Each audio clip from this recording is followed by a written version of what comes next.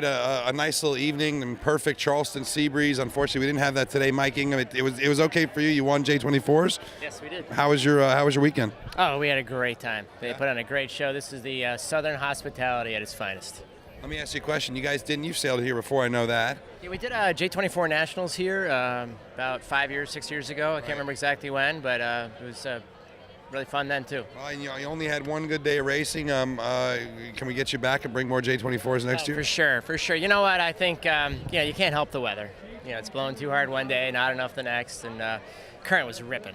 Current was absolutely ripping. It wasn't really that bad, man. I lived here for 3 years. It wasn't. We were already on springs. Well, you know what? Maybe not, but we made it a lap around, and we made it almost to the weather mark, and it started. The current was about 3 knots, and we were going maybe 2.5. I put the anchor in probably 5 times today. Let's switch a little bit here, and again, we certainly would love to have your. There's been J24s have been a staple, I think, of this event. I think everyone will be happy to see even more come in here and just race around the harbor and have a good time. What do you think about the course length? Too short? Oh no, I don't think it was too short. I think people like to get races in. We got 4 races in the first day, and I think people appreciated that. I think if you made them any longer, I think it would have been a pretty long day.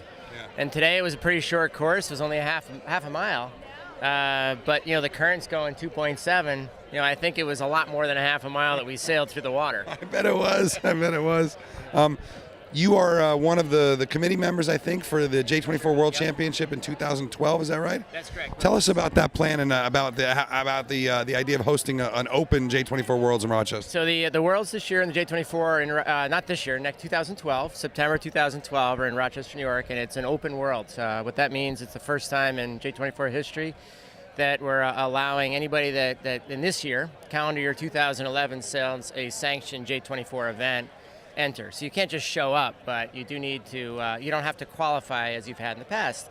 And in the past, it was very difficult to qualify. I think there's some really good things about that. I think we don't really know what to expect, but we're well prepared. If there was 200 boats that showed up, we are ready for them. We are really ready. We can handle it. We have everything figured out.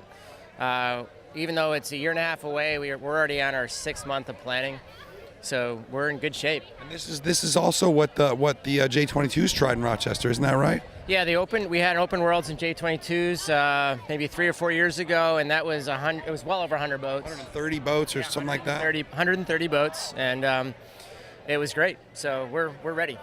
Bring it on. I want to come sailing. I have an idea of actually having a computer down below, in a little bag, all shielded from the water, and a helmet cam that wirelessly talks to that and stream the whole thing live. So that's my idea, hiking out over the side with the helmet cam on, see who wants to watch it. But either way, I really want to be there and see what you guys do. You and I both know that when I met you in Puerto Vallarta, was the most amazing regatta I think anyone had ever been to. Really, Puerto Vallarta, the Worlds there was, the J24 Worlds there in 2007, I believe, was, it's probably the standard for all events I've ever been to. It's almost unfair. I agree. So you were there, you understand. God, so I think all of us, and even with my work with the South Carolina Maritime Foundation, I think all of us are just trying to get a little piece of what that thing did so well, and if you guys can do the tiniest piece of that, I think it'll be a big success. Yeah, I think one of the keys is, I'm learning as we all get wiser as we get older, and I think I'm learning that we really need to cater to everybody. You can't just cater to the top few sailors, the guys that want to win, the top 10, 15, 20 that are in the hunt.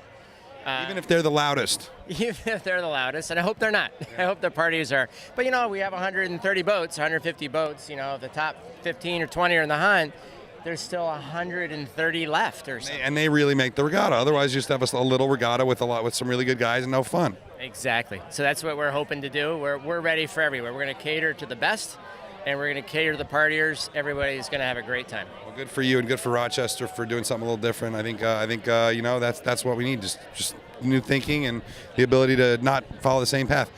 Go to rochesterYC.com, I think it is. Yep. And check them out if you're interested in sponsoring Worlds. They need money to do some of the parties that I know Mike wants to do.